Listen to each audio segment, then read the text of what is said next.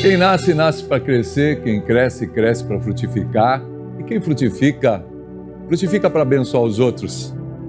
Esse jargão tem sido usado por mim todas as vezes que eu abro o meu programa, porque ele lembra de algo que se tem que fazer, algo, uma missão, um chamado, um propósito. Propósito é aquilo que nos leva além, que nos leva a enxergar um futuro, a ter uma esperança. A esperança é uma das coisas que não se acabam. O próprio apóstolo Paulo, em sua carta aos Coríntios 13, ele diz: um dia todas as coisas vão acabar. Tudo. Os dons, as profecias, o dinheiro, a influência, o poder, tudo vai acabar. Ficará apenas três coisas: a fé, a esperança e o amor. E o maior de todos é o amor. Então, existem três coisas que são muito importantes na vida: fé, esperança e amor. Esperança é aquilo que te faz acreditar no futuro, que te faz se motivar, faz você enxergar aquilo que ainda você não está conseguindo ver. Claro, motivado pela fé. A fé é o firme fundamento das coisas que se esperam e a prova das coisas que não se veem. Você espera, você crê, você trabalha, você luta. E a esperança está muito atrelada à fé, por isso que fé, esperança e amor. Amor faz você fazer as coisas se entregando. Tem pessoas que fazem as coisas de qualquer jeito. Fazem porque tem que fazer, fazem com mau gosto, fazem, não aguento mais isso, mas tem que fazer o quê? Preciso ganhar o meu dinheiro. Então pessoas assim estão fazendo as coisas meio que roboticamente, sem propósito nenhum. Um artista, por exemplo, quando ele tem uma missão, ele não faz só pelo dinheiro. O dinheiro é importante, claro, tudo é importante, mas ele faz mais pelo gosto de ver aquilo ser entregue. Isso é amor. Amor é o que motiva uma mãe a levantar cedo, preparar o café para os filhos, preparar a roupa, a lancheira, a água. É o que motiva muitas vezes a mãe, o pai, deixar de ter o alimento para ele, para poder deixar o alimento para os filhos. Eu estou falando de pais de verdade, de mães de verdade, é claro. Fé, esperança e amor. É isso que motiva a vida, que faz as coisas acontecerem. Por isso que eu sempre digo na abertura do meu programa: quem nasce, nasce para crescer. Você não nasce para diminuir, você nasce para crescer. E quem cresce, quando uma árvore cresce, qual é a primeira coisa que a gente espera? Que ela dê frutos, que ela comece a florescer. Quem nasce, nasce para crescer. Quem cresce, cresce para frutificar. E quem frutifica, não frutifica para si. Você não vê um pé de bananeira comendo banana, você não vê uma mangueira chupando manga, você não vê um pé de laranja comendo uma laranja, você vê realmente ele dando fruto para que a posteridade possa ter tanto a continuidade na sua semente, como a doçura no seu fruto. Você já parou para pensar que propósito tem a sua vida? Por que você está aqui? Você já se olhou dentro do universo, seja você uma moça, um rapaz de 15, 16, 17, 18, 20 anos, ou quem sabe já um jovem aí dos seus 30 anos, um senhor, uma senhora de 40, 45, ou até mesmo alguém na terceira idade com seus 60, 65, 70 anos. Qual é o motivo da sua vida? Claro que ao longo da história a gente vai amadurecendo e descobrindo vários motivos, Mas qual que é a essência do propósito pelo qual Deus permitiu com que você existisse? Será que é fruto do acaso? Será que é algo aconteceu, eu estou aqui, pronto, acabou? Se eu morrer também não vou fazer falta? Será que é isso? Será que você tem uma missão para cumprir nessa terra?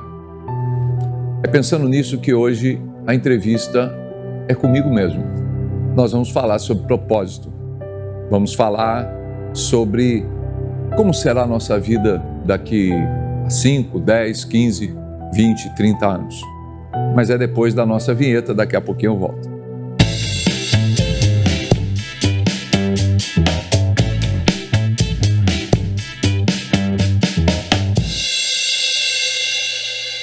Pois é, gente, hoje eu estou aqui no estúdio com meus companheiros, meus amigos aqui da Rema TV. Hoje eu resolvi ter um tempo, né? Nós tivemos um cancelamento de última hora na nossa entrevista com o nosso entrevistado. Eu falei, cara, eu vou gravar um programa falando um pouco de propósito. Propósito é algo que a gente precisa se preparar, acreditar para que a gente possa viver. Nós não podemos simplesmente achar que temos um propósito. Nós temos que saber qual é o nosso propósito. Eu gostaria de falar sobre um pouco, né? Poucas pessoas conhecem o Paulo Cavalcante. Quem é o Paulo Cavalcante? Eu nasci em Campinas, né? Fruto de um casal ainda muito jovem. Minha mãe me concebeu com 17 anos de idade. No dia 29 de novembro de 1968, final da década de 60, né? Na época em que o homem chegou à Lua. E eu tive várias oportunidades na vida de poder ter esse encontro com Deus, essa coisa. Eu comecei a minha carreira muito cedo, né? A minha família, meu pai comerciante, minha mãe filha de agricultores. Nós chegamos, né, minha mãe chegou em Campinas vindo de um problema que houve na lavoura de café no interior de São Paulo, lá do meu avô, e eles migraram, né, de Junquerópolis para uma cidade maior, que no caso era Campinas, próximo ali de São Paulo. E meu pai, também filho de imigrantes lá do Nordeste, lá de Pernambuco, né? E eles vieram para tentar a vida também, já estavam estabilizados. Meu avô trabalhava como comerciante ali em Campinas, vendendo secos e molhados, naquela época os empórios, né? E meu avô, da parte da minha mãe, já era um filho de italianos, né? Vieram para a lavoura no Brasil. Então é aquela mistura brasileira, né? De italianos, né? E de nordestinos. E assim começou a minha vida aqui, no caso em São Paulo, em Campinas.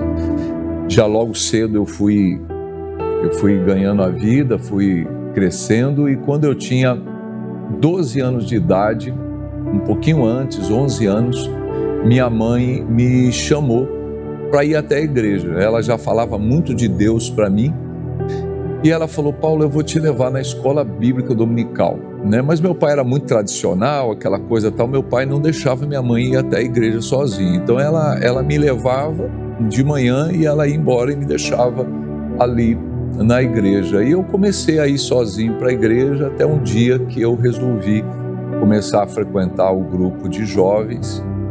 E frequentando o grupo de jovens, eu soube que havia uma reunião de mocidade, que eram jovens um pouco mais velhos. E aí eu comecei a querer saber como é que esses jovens eram. E eu fui até uma reunião dessa, e eu não podia entrar porque eu era muito jovem, eu devia ter 11 anos e pouco. E aí eu resolvi me esconder na galeria da igreja. E quando eu estava lá na galeria da igreja, escondidinho, olhando para baixo para tentar ver o que os jovens maiores conversavam e falavam, eu ouvi um apelo para aqueles que gostariam de se batizar e descer as águas. E eu desci ali da galeria e disse, eu quero me batizar, né? E aí eu entrei por curso de batismo. E 3 meses depois, no dia 14 de junho de 1981, eu desci as águas, e ali eu comecei uma trajetória, trabalhando na igreja, exercendo minha fé. Aos 16 anos eu já era líder de jovens, e aos 17 eu já estava fazendo os cursos, né, para para me integrar mais à igreja, me entregar mais ao ministério. Já estava dentro da teologia, crescendo, estudando, desenvolvendo, até o dia que eu, me formando, fui consagrado à primeira categoria de pastor, quando comecei meu ministério em 1991. 1991, num dos bairros de Campinas ali, onde eu comecei a abrir as capelas e trabalhar e desenvolver o meu ministério. E por ali eu fui andei algumas cidades de São Paulo, Campinas, Presidente Epitácio, onde tivemos um trabalho evangelístico muito grande, depois Guarujá, onde eu já, no ano de 1989, eu já fui, 1998, eu já, com 10 anos de ministério, fui nomeado bispo e superintendente ali de Santos, onde eu comecei o meu trabalho, o meu episcopado. E de Santos eu fui para a cidade junto com a minha família na época, para a cidade de Fernandópolis, onde ficamos lá 9 anos. De Fernandópolis, em 2011, eu vim para cá, em fevereiro de 2011, onde eu chego à cidade de Rondônia para fazer o trabalho missionário e, ao mesmo tempo, a obra de uma maneira geral. E estou aqui até hoje, né? Já são 15 anos e mais de 35 anos de ministério. O que eu quero dizer, claro, nesse pequeno resumo que eu fiz, é que toda a vida tem um propósito. E nós não podemos fugir desse propósito, né? Um dia, claro que nesse tempo que eu decorri conversando com vocês, eu falei muito rápido, mas eu discorri mais ou menos uns 38 anos aí, né? É claro que houve altos e baixos, houve momentos que eu estava forte, momentos que eu estava fraco, momentos que eu estava com a minha fé a todo o vapor, momentos que eu estava muito para baixo, como todo ser humano.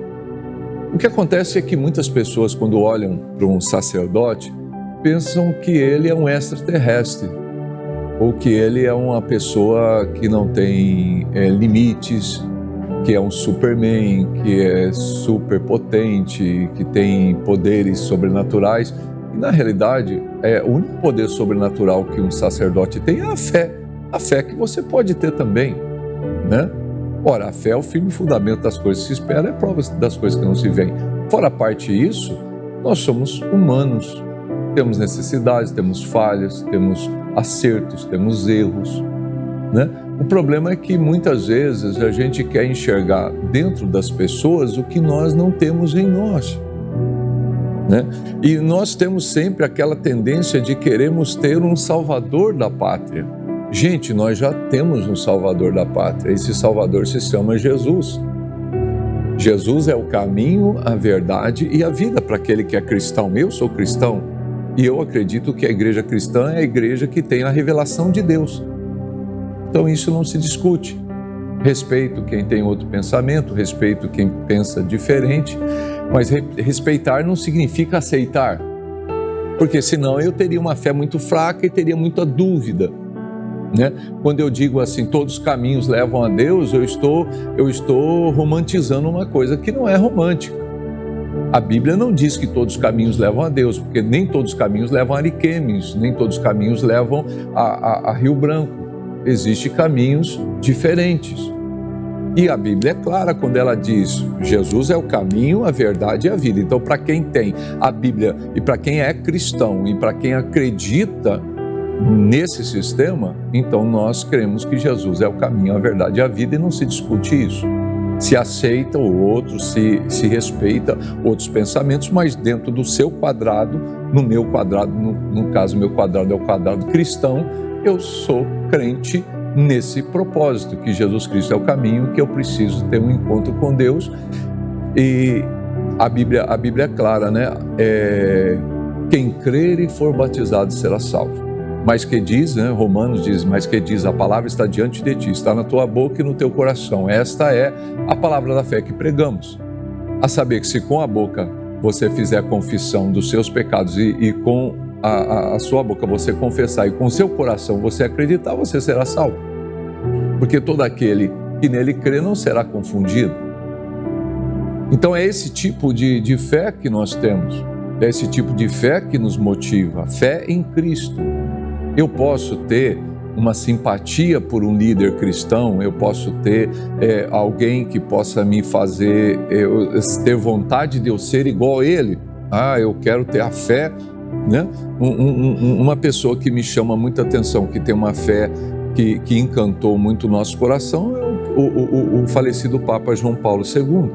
Ele tinha uma fé muito grande, ele tinha um perfil muito grande, uma pessoa muito séria, né? Existem pessoas que trazem uma fé e uma palavra e uma reputação muito poderosa. Billy Graham, por exemplo, ele nos dá a vontade de eu seguir, o apóstolo Paulo. Então, é disso que fala. Então, admiração não diz respeito à adoração. A adoração tem que ser dada a Deus. Ele é o caminho, Ele é a verdade, Ele é a vida. O resto, todos nós somos pessoas que estamos sujeitos a acertar e também a errar. O que eu quero dizer para você é que todos nós temos uma missão. Não apenas um clérigo como eu, um pastor ou uma pessoa que viveu a vida seguido no caso, né, pela religião, né, levando a palavra. Mas todos nós temos. Você, enfermeiro, médico, mecânico, você, dona de casa, você, meu amigo que trabalha nos restaurantes, você que trabalha de músico, todos nós temos um propósito. Todos nós nascemos com um chamado. Deus tem um propósito para você.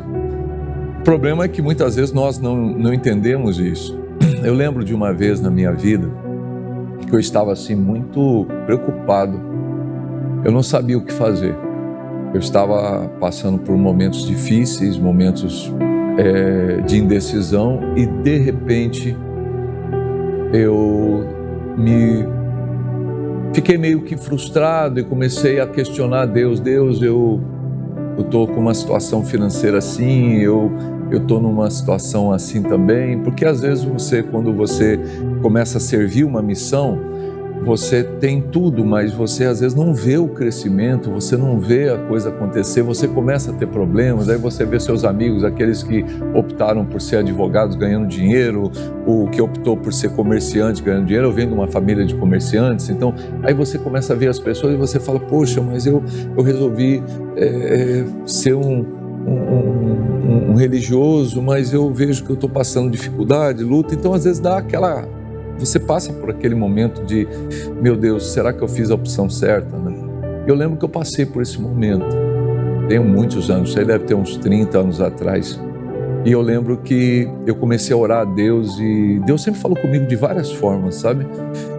E uma das formas é na palavra. Eu comecei a falar, Deus, fala comigo, eu preciso de uma palavra. E eu abri a Bíblia e veio justamente em 2 Timóteo, capítulo 2, quando Paulo dá um recado para Timóteo. E ele diz assim, tu, pois, meu filho, fortifica-te na graça que há em Cristo Jesus.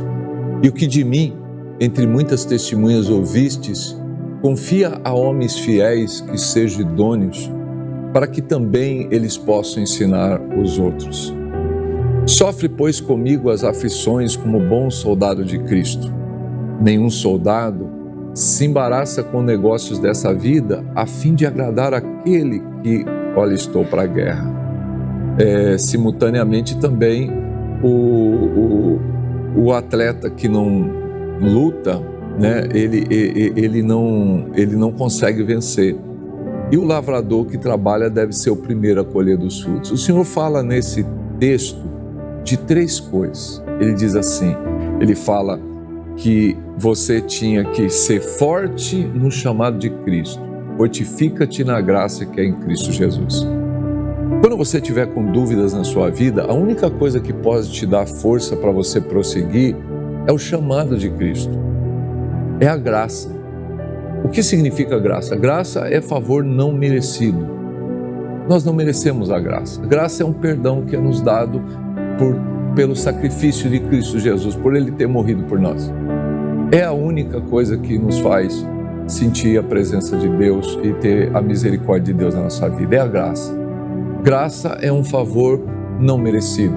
Eu não merecia, mas eu recebi de Deus essa graça. Eu não merecia, mas eu recebi esse milagre. Eu não merecia, mas eu recebi essa absolvição. Então, o apóstolo Paulo, quando ele fala com Timóteo, ele diz: Timóteo, quando você estiver no momento que você estiver sentindo nada, que as coisas não forem do jeito que você acha que deve ser, fortifica-te na graça que há em Cristo Jesus. E o que de mim, entre muitas testemunhas ouvistes, confia a homens fiéis, para que eles sejam idôneos e eles possam ensinar outros. Então a primeira coisa que ele fala, graça, você precisa de graça. E aí eu quero dizer a você que às vezes está passando por um momento difícil, um momento de luta, de dificuldade, fortifica-te na graça. Há momentos que só a graça vai dar força para você, sabe? Se as coisas não estão dando certo na sua vida, se você não está conseguindo alcançar aquilo que você gostaria, graça, a misericórdia de Deus, o perdão de Deus. Se você não conseguir se perdoar, como que você vai aceitar o perdão de Deus? Tem coisas, como eu digo sempre, eu não posso, por mais que eu queira voltar atrás, eu não posso voltar atrás. Se o passado é bom ou se ele é ruim, eu não posso voltar. O passado já é um livro escrito. O presente é o que nós estamos vivendo e o futuro é um livro em branco. Então tenta nesse presente fazer algo que possa começar a escrever um livro novo, um futuro novo. Talvez você não olha para trás e fala, poxa, eu não gosto do meu passado. Então, comece a escrever algo novo. Tenta, solucionar isso. E outra coisa, gente, tempo perdido não se ganha de novo. Você perdeu, já era. Vamos construir um tempo novo. E para isso você precisa de graça. A graça faz você olhar para frente e dizer, Deus, até aqui eu acertei, errei, fiz coisas boas, fiz coisas ruins, mas eu gostaria de, a partir de hoje, fazer alguma coisa segundo a tua vontade. Fala comigo, mostra-me o caminho. Fortifica-te na graça que há em Cristo Jesus. E que de mim, entre muitas testemunhas ouvintes, confia a homens fiéis. Quem são esses homens? Quem são eles? Né? São pessoas que vale a pena você investir. Tem pessoas que não adianta, você vai falar, e elas não vão te ouvir. Né? Você tem que procurar o ambiente onde você é aceito. Mark Murdock fala uma coisa muito séria. Ele diz assim, vá aonde você é celebrado, não aonde você é tolerado. Quantas vezes você tem ido em lugares que você está simplesmente sendo tolerado? Você já parou para pensar nisso? Há momentos que você vai em alguns lugares que você está simplesmente sendo, você percebe que você é tolerado ali. As pessoas te toleram. Mas você já foi em alguns lugares que as pessoas, puxa, não sabe o que faz? Senta aqui, cara, toma comigo esse Guaraná, vamos conversar sobre isso, vamos. Tem pessoas que têm prazer. Você percebe isso? Mas de repente, eu não sei o que acontece, parece que a gente dá mais ouvido para pessoas que não querem nada com a gente e não prestamos atenção em quem está olhando para a gente, quem está amando, quem está cuidando, quem está dizendo, olha, conte comigo, eu estou aqui.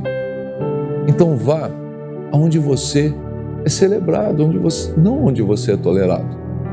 Cumpra o seu propósito. Confia a homens fiéis, que sejam idôneos, para que eles possam. Entrega as coisas boas suas para pessoas que vão dar continuidade. E aí você vai ver a diferença. Sofre, pois, comigo as aflições como bom soldado de Cristo. E o que eu aprendo como soldado de Cristo, gente? Eu aprendo o seguinte, o soldado, qual é o perfil do soldado? A obediência. O soldado, ele obedece, ele é firme no propósito. Ele está ali para para realmente obedecer ao seu comandante. Esse é o perfil do soldado. Sofre, pois, comigo as aflições, como bom soldado. O soldado não olha para os lados, ele está olhando para o alvo dele, ele tem um alvo, ele está, sabe? Se você está passando problema, não adianta ficar reclamando, não adianta ficar chorando. A gente tem mania de reclamar com pessoas que não podem resolver. Ah, mas o presidente é muito ruim, mas não sei o quê. Mas adianta você falar mal do presidente da República? Não adianta. A gente não tem domínio sobre ele. Então, eu acho que eu tenho que falar as coisas que eu posso resolver. Sofre as aflições. Fica firme, sabe? Olha para frente, Deus vai te dar força para você vencer. Deus vai te dar força para você passar por cima dessa dificuldade, dessa luta. Sofre, pois, comigo as aflições, como bom soldado de Cristo. E o que de mim, entre muitas testemunhas ouvistes, confia a homens fiéis, que sejam idôneos para também ensinar os outros. Pondera o que digo. Então ele fala assim, o atleta não é coroado se não lutar legitimamente. Quem que é o atleta? O atleta é aquele cara que você vai ver a diferença que vai fazer, por exemplo, um jogo, né? Você vê qual é a diferença? Às vezes é um toque que o cara deu, é uma falta que ele cobra. Nós estamos em época de Copa do Mundo, né? Uma falta que o cara cobra, ele faz a bola entrar num momento ali que, meu Deus do céu, ele resolve o jogo. Aí, num único lance, um jogo é ganho. Por quê? Porque o cara, ele treinou, ele ficou horas e horas, ele deixou de ir para a festa, ele deixou de ir para o churrasco, ele treinou, ele fez o preparamento físico, ele se absteve de um monte de coisa e ele conseguiu fazer. O atleta não é coroado se ele não lutar legitimamente, ele tem que lutar conforme as regras. Ou seja, não adianta você vencer passando a mão, roubando. Isso não é vitória. Alguém que consegue, por exemplo, passar alguém para trás e ganhar um dinheiro grande, será que a gente consegue ser feliz assim? Eu não vou ser feliz. Eu tenho que ganhar da maneira correta, né? Eu tenho que ganhar da maneira correta. Eu tenho que fazer segundo as regras. E eu tenho que lutar, eu tenho que me esforçar.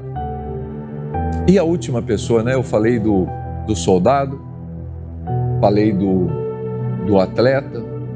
Eu quero falar agora do lavrador. O lavrador que trabalha deve ser o primeiro a colher os frutos. Quem que é o lavrador? O lavrador é aquele que vai para a terra, pega a terra toda suja, toda cheia de capim, toda cheia de sapé. Aqui tem muito sapé, né? Toda cheia de espinho, de pedra. Ele limpa, ele purifica aquela terra, ele lavra aquela terra, ele coloca calcário, aqui precisa colocar calcário, ele semeia, ele faz uma hidratação naquela terra, uma irrigação, e ali ele consegue. Ele espera nascer, ele espera o momento certo de colher o fruto. O lavrador que trabalha deve ser o primeiro a colher o fruto. Você tem trabalhado, tem lutado, então aprenda a colher os frutos. Aprenda a lutar, aprenda a acreditar. E ele termina dizendo, pondera o que digo, porque o Senhor te dará entendimento em todas as coisas. Esse texto me norteou a vida toda, né? É um recado que o apóstolo Paulo dá para Timóteo, em 2 Timóteo capítulo 2, e um recado que eu trago para você, sabe? Fortifica-te na graça de Cristo, olha para frente, você tem um propósito, descubra o seu propósito, descubra por que você está aqui, cumpra o seu propósito. Vale mais a pena cumprir o propósito do que ganhar dinheiro, gente. Quando a gente está dentro daquilo que Deus nos chamou, pode ter certeza que a vida vai ser mais leve. Às vezes a vida é tão pesada, tão triste, tão cheia de problemas, de adversidades, de lutas, de coisas que a gente fala, Deus, será que vale a pena tudo isso? Né? A vida não foi feita assim, ela foi feita para ser leve. Qual foi a última vez que você desceu ali no Rio Madeira e viu as águas correndo? Qual foi a última vez que você viu o pôr do sol? Qual foi a última vez que você viu o sol nascer? Qual foi a última vez que você simplesmente ficou vendo os passarinhos sentarem nas árvores e cantarem? A vida é mais suave, gente. A vida não é só pagar boleto, se preocupar com tantas coisas. A vida são coisas simples, simples. Esses dias atrás eu estava conversando com uma das pessoas que trabalham comigo em um dos setores e eu perguntei para ela, você conhece o Parque Natural? E ela falou, não, eu não conheço. Você nunca foi lá? Nunca fui. Eu falei, poxa, faz um dia um piquenique com seus filhos lá, é tão bonito o Parque Natural e é de graça. Pega um pão, faz lá alguns sanduíches, senta lá, leva um guaraná e toma com eles e passeia com eles ali. Às vezes tem tantas coisas simples que nós podemos fazer e nós não fazemos. E a gente fica esperando, quando eu tiver dinheiro eu faço isso, quando eu tiver gente. A gente não precisa só de dinheiro, a gente precisa de lembranças, a gente precisa de coisas simples. E eu tenho certeza que Deus pode fazer isso. Eu quero encerrar o programa de hoje, um programa que eu fiz bem simples aqui, falando um pouquinho sobre a minha vida, bem pouco, e sobre o chamado que Deus tem para todos nós, para orar por você. Eu quero terminar o programa de hoje fazendo uma oração. Primeiro agradecendo a Rema TV, que tem sido uma bênção na minha vida, o Zezinho, com toda a equipe dele, né? Mas em especial a sua vida. O que é que você está precisando hoje que Deus faça?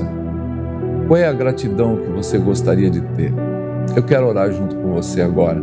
Me dê a sua mão. Vamos subir juntos as escadas, os degraus das escadas da integração espiritual e vamos juntos falar com Deus. Vamos juntos? Pai, em nome de Jesus eu quero unir a minha fé, a fé desse meu irmão, a fé dessa minha irmã agora. Quero pedir em nome de Jesus que as suas mãos benfazejas e milagrosas venham de encontro a essa amiga, a esse amigo agora que comigo formam essa poderosa cadeia da prece. Que a graça do Divino Mestre, do Senhor Jesus, possa estar agora entrando nessa casa, no meio desse relacionamento, nesse negócio, nesse escritório, nesse ambiente onde está esse moço, essa moça, e que eles possam enxergar além, enxergar que existe um propósito e que a vida é muito mais do que coisas. Eu peço isso não em meu nome, mas peço em nome do Pai, em nome do Filho e em nome do Espírito Santo de Deus. Que Deus te abençoe e te guarde, que Ele faça resplandecer o rosto dele sobre você e que Ele te dê a paz. Que o grande amor de Deus o Pai, a infinita graça de nosso Senhor e Salvador Jesus Cristo, a divina comunhão do Espírito Santo esteja com vocês, desde agora e para sempre. Gente, eu fico por aqui, que você possa continuar na Rema TV e nos nossos canais, que você tenha uma semana abençoada. Querendo Deus, voltamos semana que vem. Deus abençoe. Tchau, tchau, pessoal.